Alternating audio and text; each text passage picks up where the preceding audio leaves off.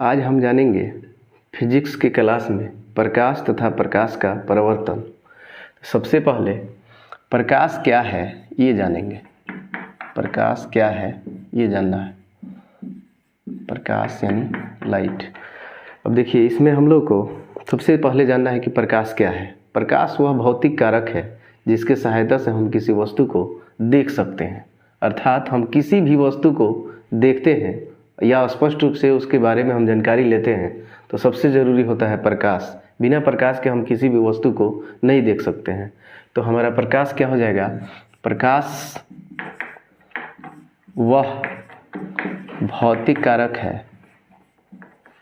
कारक है जिसके सहायता से हम किसी वस्तु को देख सकते हैं। किसी वस्तु को देख सकते हैं।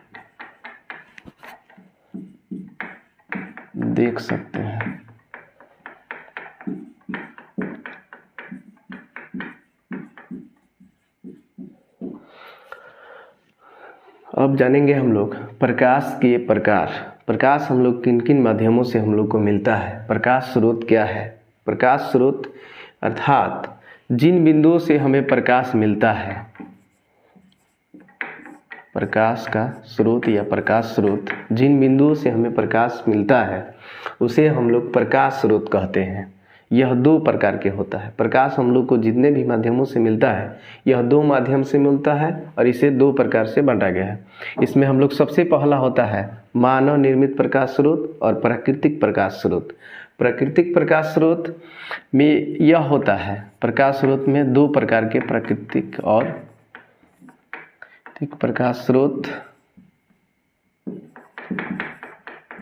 और मानव निर्मित प्रकाश स्रोत।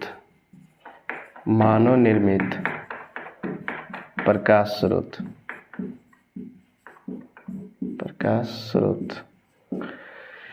अब इसमें हम लोग जानेंगे प्राकृतिक प्रकाश स्रोत क्या है और मानव निर्मित प्रकाश स्रोत क्या है। तो दोस्तों देखेंगे, प्राकृतिक प्रकाश स्रोत यानी जो प्रकृति के माध्यम से हम लोग को प्रकाश मिलता है वैसे माध्यम को हम लोग प्राकृतिक प्रकाश स्रोत कहते हैं। और दूसरा जो होता है मानव निर्मित प्रकाश स्रोत, जो मानव द्वारा निर्मित हो या वैसा प्रकाश स्रोत जो मानव द्वारा निर्मित हो, वैसे प्रकाश स्रोत को हम लोग मानव निर्मित प्रकाश स्रोत कहते हैं। जिसमें जैसे प्राकृतिक प्रकाश स्रोत सूर्य, चंद्रमा, तारे, जुगनू, ये सब हो गए प्राकृतिक प्रकाश स्रोत। और मानव निर्मित प्रकाश स्रोत अर्थात मानव द्वारा निर्मित किया गया स्रोत, प्रकाश का स्रोत, इसमें हो जाएगा टॉर्च, लाइट, लैंप, बत्ती इत्यादि। अब जानेंगे हम लोग प्रकाश का परावर्तन।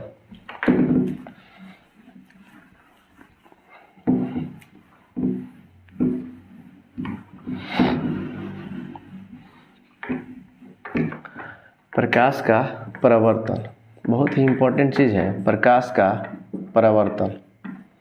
अब यहाँ देखेंगे हम लोग कि प्रकाश का परावर्तन क्या है। तो सबसे पहले एक ड्रॉ बनाएंगे हम लोग। ड्रॉ में क्या होगा? एक समतल होगा। अब देखिए, सब इस पर हम लोग क्या करेंगे, एक किसी बिंदु स्रोत से आती हुई किरण को दर्शाएंगे और इसके बाद परावर्तित होकर के वो जा रही है उसे दर्शाएंगे। इस पर एक अभिलंब पड़ रहा है।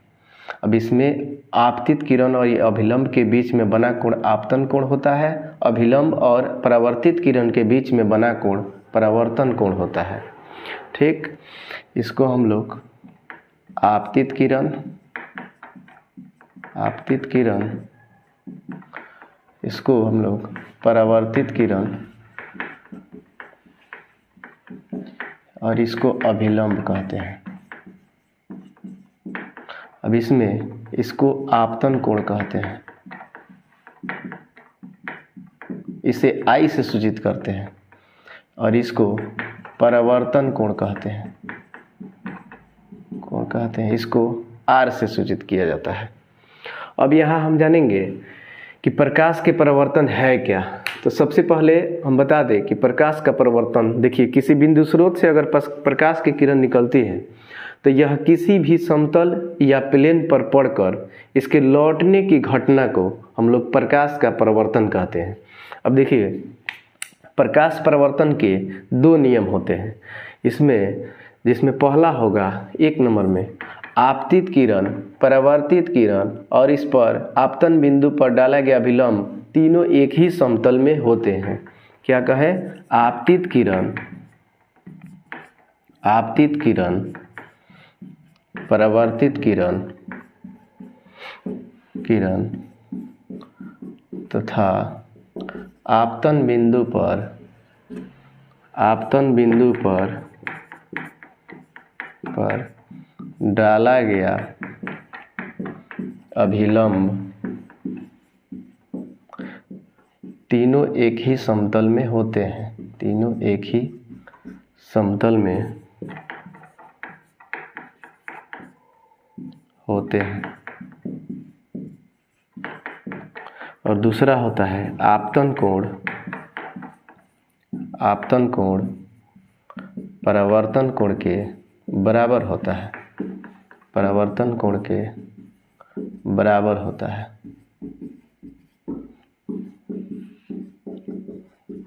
ये रहा प्रकाश परावर्तन के दो नियम।